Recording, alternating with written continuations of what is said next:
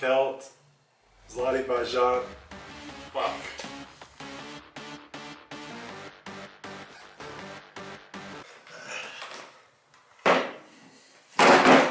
So I've got 9 beers here. Zlatý Bažant 73, which is kind of an old school recipe. It's in a Christmas can, so it may not look like you think it's gonna look when you want to drink it if you actually make it out here. There's Kelt, which is Celtic, however, whatever. Zlatý Bažant tin, that's kind of the regular run-of-the-mill, the mainstay. There's Kozel, which means goat, that's a Czech beer. There's Urpiner, which is named after a mountain, Mount Urpin, in the Banska Bystrica area. That's one of the only Slovak-owned beers, I believe. There's Corgon, Smädný Mních, and Smädný Mních, which I believe is Thirsty Monk. I think is Thirsty Monk. I did look down at some notes there because I don't know what half of this stuff means. These 2 beers give you extra, like 10% extra, because that's kind of a marketing thing. And usually when I'm out and I see bums drinking in the park, these are some of their favorites because, you know, bums like a good value. There's Krusovice, Krusovice, I don't really know, that's from Czech Republic, and then there's Staropramen from Czech Republic, which I'm sure some of our Canadian friends have probably seen in the shops there. In the States, I've never seen any of these beers really, except for Zlatý Bažant, which is maybe $18 for a 6-pack of bottles. So yeah, I don't want to leave all the beer out at once because it's going to get warm. I know Europeans love warm beer, but I effing don't. So we have the first beer here, Zlatý Bažant 73. It says premium Czechoslovak beer. It's in a Christmas can, which has a bearded kind of disco guy on the front. I don't know if you can see, but I've drank a lot of beer out here so far in the past couple of months, and this has been my favorite. Of course, I'm a fat boy, and it also has the most calories, so that probably has something to do with it. Out here in Europe, they don't really pour it. They like you to have a head on the beer because they want it to breathe. And when you go to the pubs, you know, if you're an American, you'd be thinking, oh, they're ripping me off. But the beer glasses actually are bigger, so they can compensate for the head. So it's not like the lady or the gentleman or whoever is trying to rip you off. 5% alcohol. It's made by Heineken Slovakia in Urbanovo, which is in the south, kind of central part of Slovakia. Heineken basically bought all these breweries and kind of consolidated all their production to the chagrin, I don't know, of the locals in some towns. Said, you're not getting ripped off, that's the amount of beer. So let's drink. Na zdraví, na zdraví, na zdraví.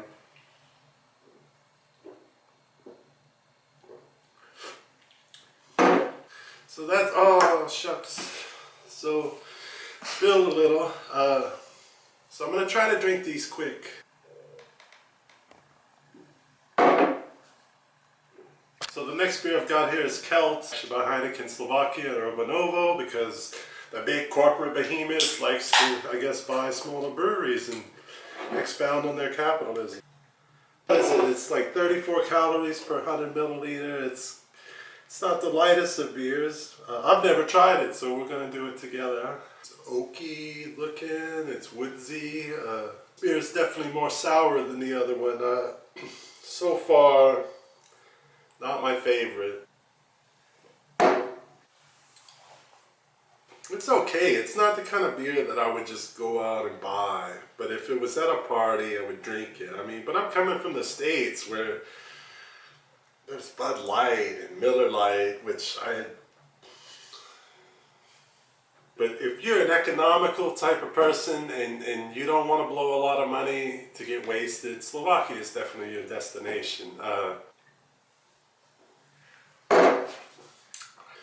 And this is probably Slovakia's best known beer. This is the one that you might actually see in some liquor store in your hometown back in the States or Canada or maybe Kangaroo Land or wherever the hell else you people are living.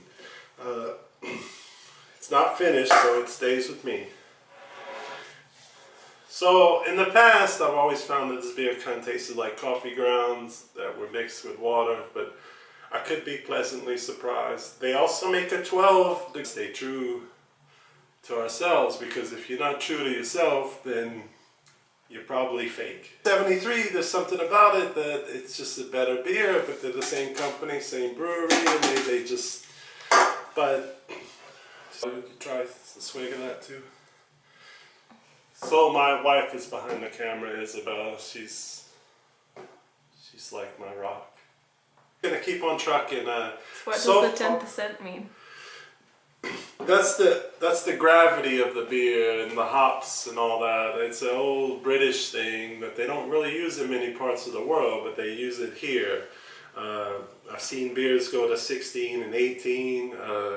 They're usually more expensive. They have more alcohol in them, and you know, then you start to get down the road of craft brewing and all that. But for the sake of this video, this is just mostly going to be the commercial everyday beers that you're going to find at a grocery store or gas station or from your friendly drunk in the park. Just to let you know, I'm not taking breaks from this, and I will drink all 9 of these beers. I might be like a drunk uncle that you want to forget. And here we are with the 4th beer. It's Velko Popovici Kozel. That's goat. It's got a goat on it. This is our first Czech beer tonight. This beer I see street people drinking, so it must be good.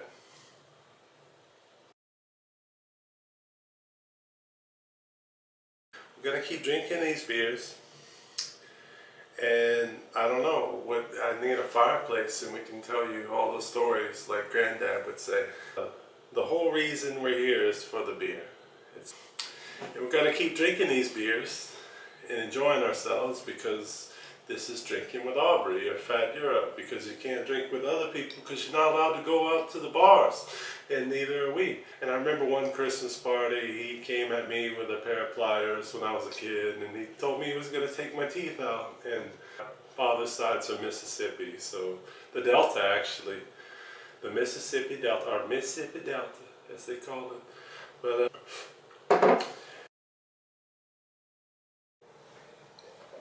and here we go.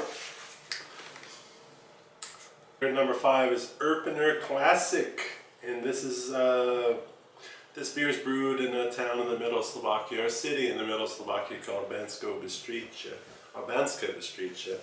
And Urpiner is named after Mount Urpin, or Urpin Mountain. This beer is the only one we're going to show tonight that is still completely in Slovak hands. The brewery itself is owned by Slovaks. It hasn't sold out to a big multinational. And you can tell reading this can that it seems like there's a lot of Cyrillic on it. And there's 3 mountaintops below it. I'm going to go ahead and just drink it. I've never tried this beer before, so I don't have any pretensions about it, or preconceived notions or emotions, or what am I supposed to say here? Assumptions? Assumptions, yeah. Don't assume, just drink. Oh, that's a good beer. So what are we at? Number 6 here. This is Corgon. It is a Slovak beer. And it's produced again by Heineken Slovakia and Herbanovo.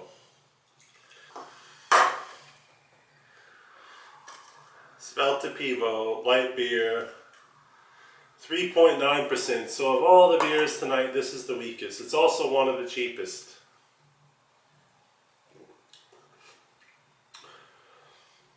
This one definitely has a bite. It hits you pretty hard at first.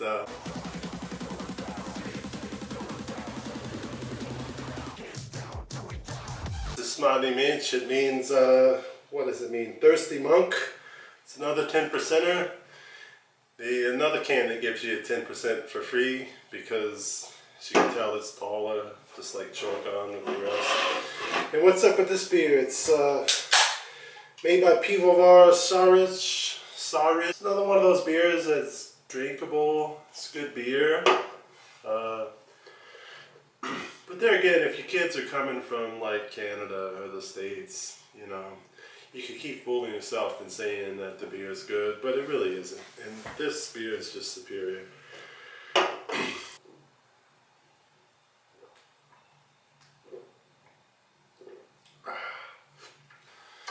We're just gonna finish her up. Oh, Lord, I got beer on my tracksuit. There's a little monk guy on the can, and he's all happy. Beer tonight. It's a 10-point beer. It's made in when the communism fell. All these breweries before that, they were all owned by the government, and then the 90s came, and a lot of these companies were short of money because they were having trouble transitioning from a planned economy into a free market or capitalist economy. So that tastes a bit sour, but it doesn't define the beer. You know what I mean?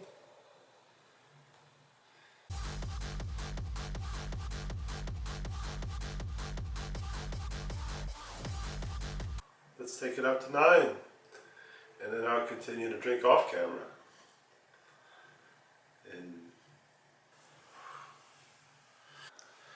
So the 9th and final beer tonight is Staropramen legendary Smädný, and this is a what is it? 10 degree, 4%. It's made by the Pivovar Staropramen in Smädný in Prague. This is a beer made in the city of Prague. It's a Czech beer. The company is owned by Molson Coors, which is Canadians and Americans getting together and buying beers. And personally, I'm not a big Coors fan. When I am in Canada, or was in Canada, I used to drink quite a bit of Molson. So it might disappoint some of the Czechs that they own their beer, but you know, if somebody's got to own you, Molson's not the worst people. Gotta give it a good head. Just like high school. Some bitch, it is a head.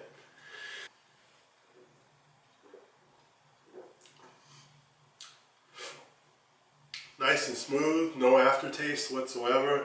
For me, it's more of a summertime beer. Like wearing my little Speedo bikini down by the lake, barbecuing pig's feet, and they don't speak English and you don't speak Slovak, and you're like, we've been through so much together, girls and boys. I really feel a horrible splitting hangover coming. So here we go.